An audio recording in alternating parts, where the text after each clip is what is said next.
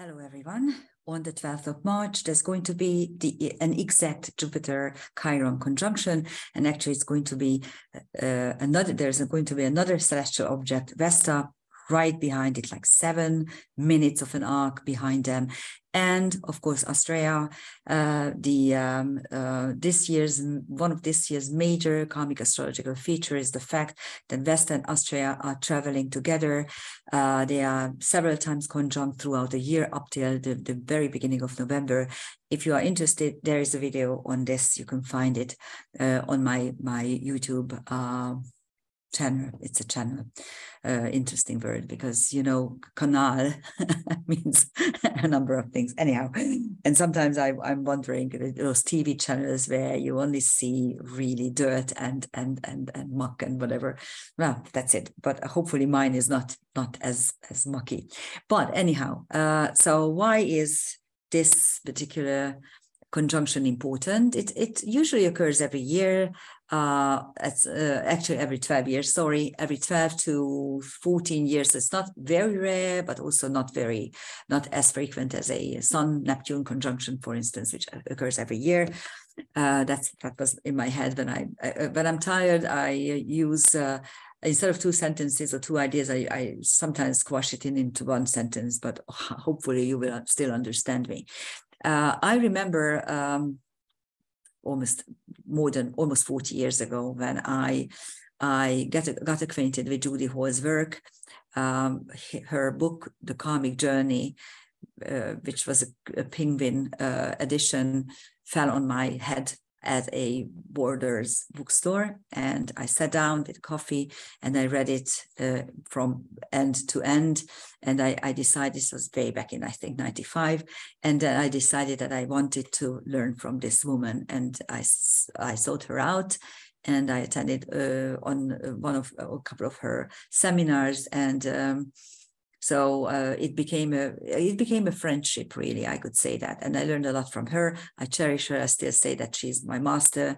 And very interestingly, her main work was around Chiron. So she elevated Chiron among the rest of the centaurs. She never actually looked at any of the other centaurs. She never worked actually with the asteroids either, which is strange, because I would have thought that she would be interested in them, especially because they were feminine archetypes. But no, she had this fixation on Chiron. And I remember when she first introduced it to us, all her ideas were very painfully negative. So, for instance, for Venus Chiron, she said love hurts. For Mars Chiron, she said she interpreted it as a wounded will. And yeah, those are valid and right. But what was funny to me was that the fact that she never actually said anything about Jupiter Chiron.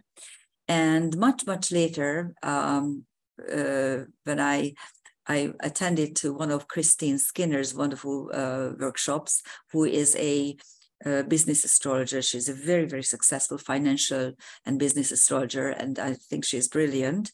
And she mentioned kind of briefly, again, way back in the 90s, sometime at the end of the 90s, that Jupiter Chiron always denotes big money, an awful lot of money. And since I have a Jupiter Chiron trine and parallel, I started researching this, and I realized that, how we are with Jupiter. Jupiter enlarges everything it touches.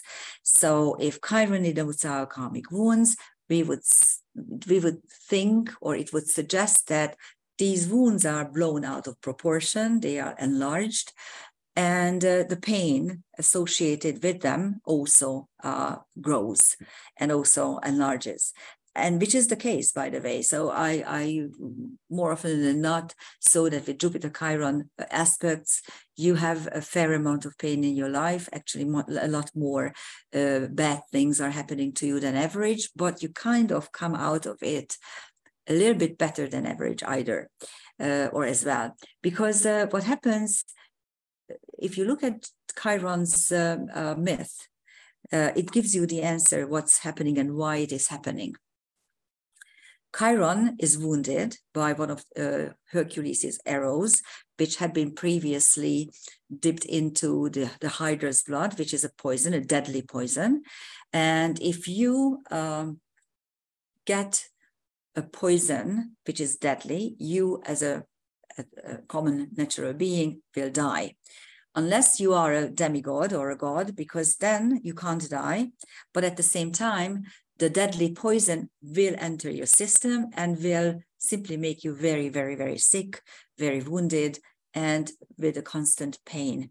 And if you ever had pain in your life, you know that pain has a funny property because it simply shuts down your psyche. You get a very, very narrowed down psyche. You see everything through the glasses of pain.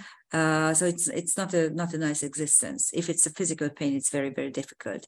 And then you have, luckily, the painkillers or other substitutes to kind of appease it.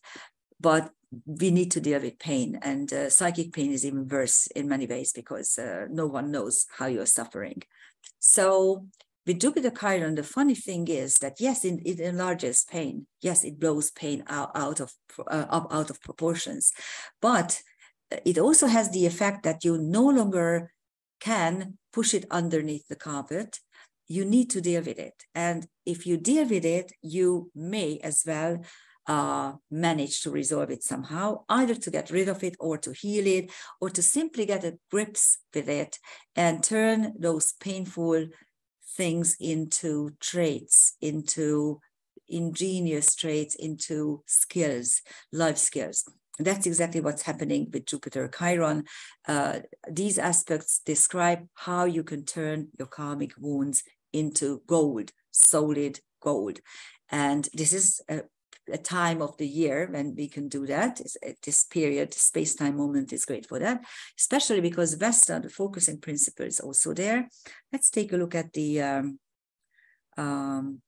chart I prepared.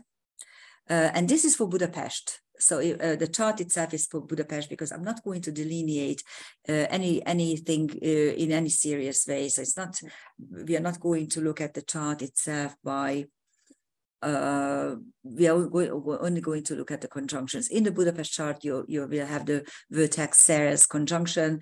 The EU is again trying to push us under the, I mean, it's disgusting what they're trying to do to us. It's so ridiculous. There's such a concerted way to discriminate Hungarians and suggest that we are homophobic and Islamophobic and what else, Nazis, whatever. And it's so not true. This is a very little country.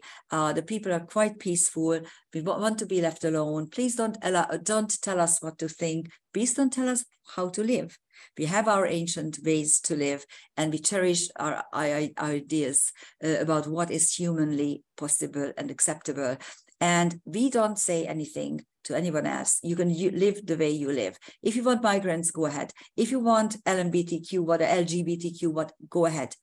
But don't tell me what to do, because I'm not going to comply. That's Hungarians. And of course, this is something that the EU can't tolerate. And so they are trying to, and of course, what is so funny, they think that they can punish us by not paying what's our due. We Hungarian people pay into the coffers of the EU. And according to those written covenants, written contracts, we should get a certain amount back.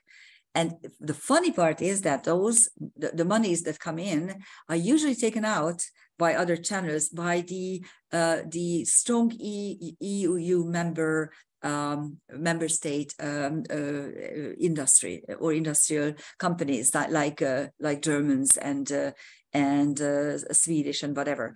And those company leaders started telling the EU that they should stop this, but they don't listen anyhow. So this is a strange word. So anyhow, this is for Budapest, but for London, for instance, we are an hour earlier, so we have a Pisces ascendant there. But what is important here is this fourfold conjunction, Chiron, Jupiter, Vesta, and Astraea. We are going to take this apart a little bit. And then the Neptune, Mercury, Sun, and Saturn stellium in Pisces, which is out of this, Saturn is barely into Pisces, of course, but the Mercury, Neptune, and Sun are, this is a triple conjunction as well, not as tight, of course. There will be a Sun-Neptune conjunction quite soon, maybe 2 days later, 3 days later. So we are going to look at it actually almost, 3 days later, I think. And then there's a very, very tight Venus Aries conjunction. Aries denotes drastically altered outward circumstances, for instance, the war, and this Venus there, which is in its detriment in Aries, is certainly the war machine. It pays very, very well for the United States to funnel this war, to give as much money and as much ammunition to the Ukrainians so that they can continue being killed at the battlefields. And in the meanwhile, those companies, the U.S., the military industrial complex of the U.S. is really growing fat. So that's what's happening. And then there is a Juno North Node conjunction. It's an applying conjunction. Juno is still at the very, very end of Aries. It is about to move into Taurus, and the nodal axis is, of course, retrograding. So this is a doubly applying conjunction, and it simply means that, yes, we need to reconsider our alliances. And we need, because Juno is not just the first wife as an archetype, it is also covenants, pacts, contracts, and alliances. And so now alliances are reconsidered and made for a longer period of time. And then the dark moon Lilith is also conjunct Sedna, which is creation through dissection. And Sedna is always, it's important to know that on the personal level, you can utilize the concept of creation through dissection. So you can actually, if you have Sedna prominent, you have the ability to rearrange the non-working segments in your life, or to just take your whole life apart and see the non-working segments, throw them out, and rearrange the rest of the pieces and make it into a workable something. So it's a life strategy. But if you look at Sedna's myth, you will see that she first of all, she's an Inuit girl who doesn't have a mother, only a father. She's very beautiful, but she doesn't want to get married to the suitors that her father is selecting for her. So the father gets mad and decides to marry her daughter to the next suitor, and someone comes in, and it turns out he's this hybrid being. He's half man, half mother, half a bird. So this motherless child is forced to marry, to go away with this birdman, and he takes her into a very cold nest where she's very, very unhappy. The news reaches her father, and who of course has some remorse and then wants to rescue her. And they are fleeing the bird man in a canoe or some kind of other vessel. And when the birdman sees this and comes after them, the father gets scared and throws her into the water. So this is the second betrayal. And then while she tries to go to climb back into the vessel, he chops off his fingers and hands and arms, and those become the sea mammals later on. So this is a horror story if you consider it, and there's like at least 3 different betrayals in it. So yes, there is creation through dissection. That's the main idea of Sedna, but also there's a lot of abuse and especially child abuse, especially abuse within the family. And this is something that we don't talk about enough. But let me tell you that even today there are cultures where this is completely natural to use a young boy or a young girl for sexual purposes, and it's horrible, and we need to fight against it. And I don't know how, I can't explain how disgusted I am with the people who are trying now to find excuses for pedophiles. There is no excuse for that, and I would kill for that. I mean, if let's not talk about it. But anyhow, Sedna might suggest, on the personal level, might suggest karma around this, and the fact that there is the dark moon Lilith in an applying conjunction to Sedna suggests this motive as well, this kind of dark motive of, I don't care if you curse me, I still will do whatever I want to do.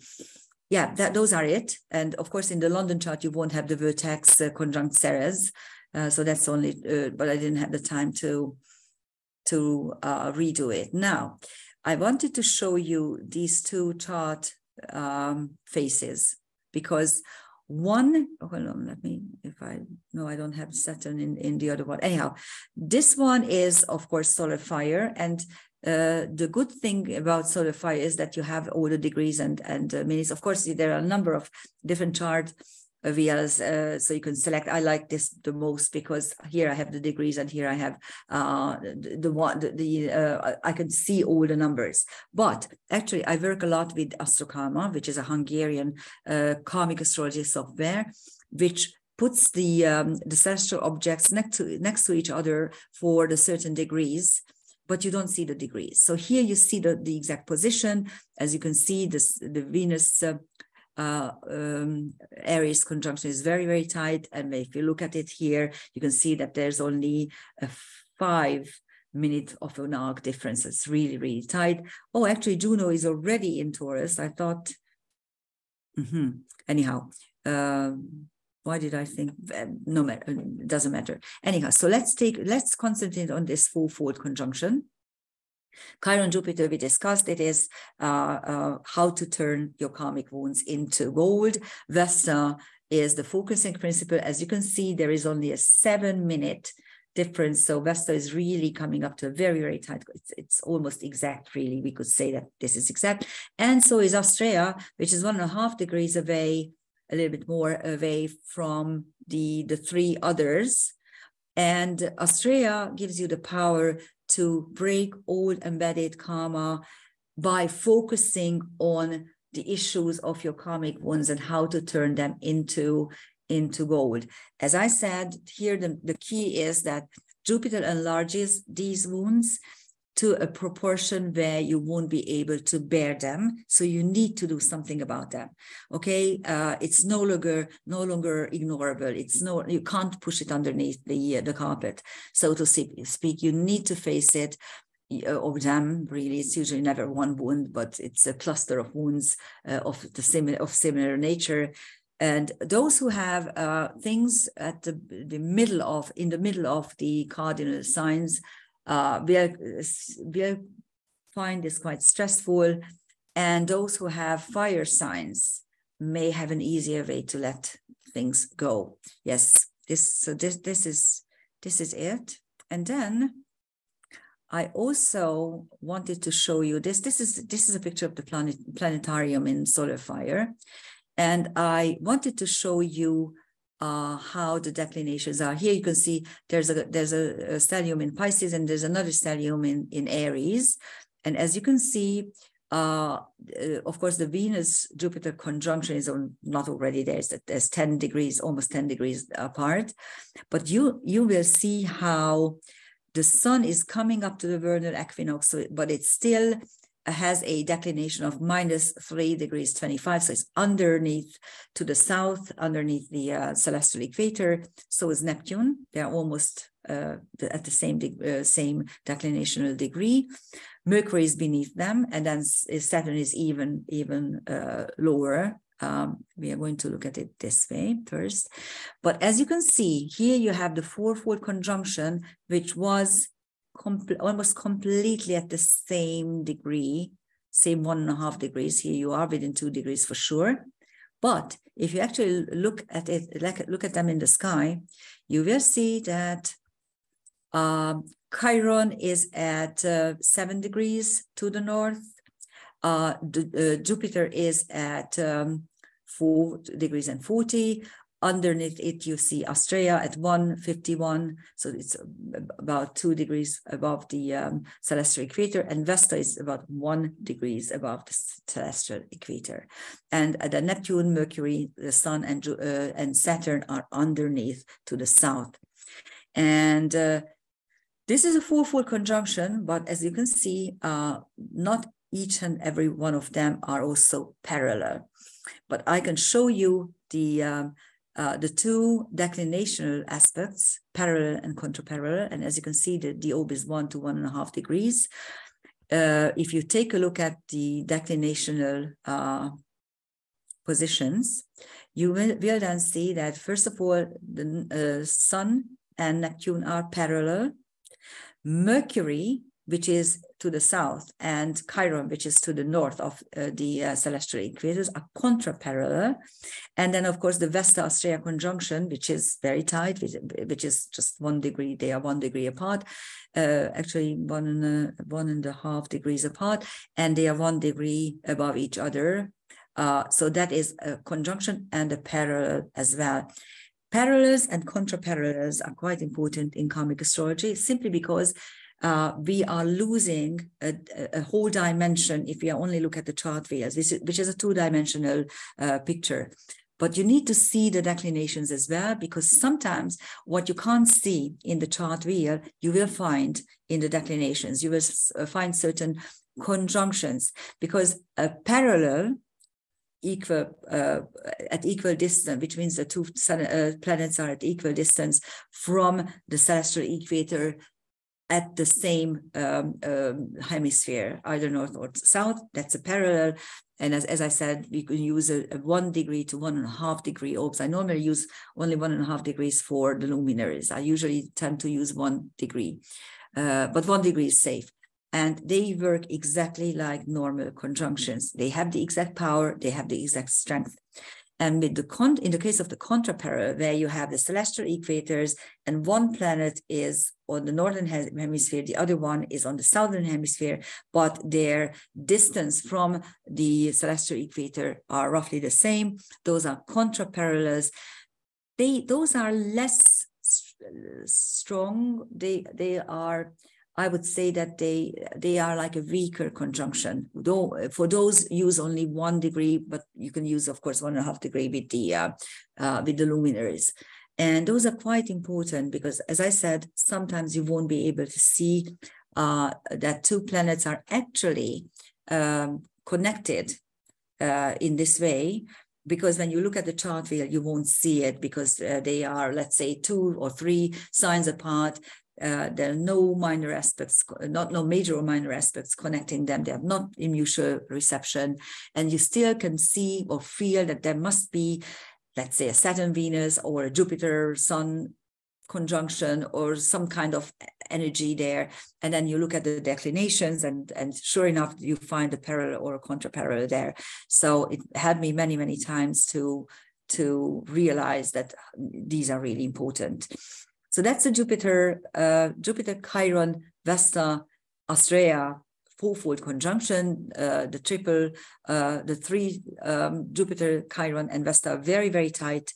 And Astraea comes to them to rescue them and break all embedded karma, which really would help you to turn your wounds into gold.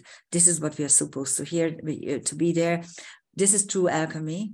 The true concept of alchemy is really the fact that here we have our own human sides, and in order to better ourselves, in order to make ourselves better, stronger, nicer, more competent, and more successful, is what alchemy is about, how to turn ourselves into gold.